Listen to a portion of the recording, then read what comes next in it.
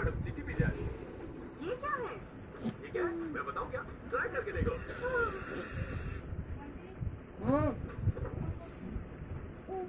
Sir, कौन आया था?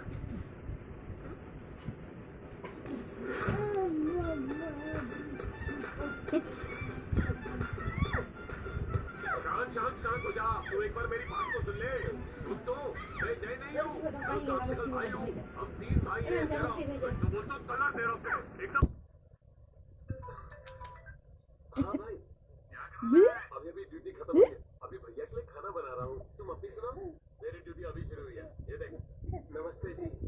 पट्टी क्यों बांधी है तूने? अबे येड़े, सिर्फ मुंह पे पट्टी नहीं बांधी, हाथ पैर भी बांधे। ये मानती नहीं अपना ट्रिपल रोल है। इसको और सही है बेचारा। भैया को राक्षस मत बोलो ना। ओह सॉरी मेरे भाई। चल अपने प्यारे भैया दिखा दे इसको। ठीक है भैया।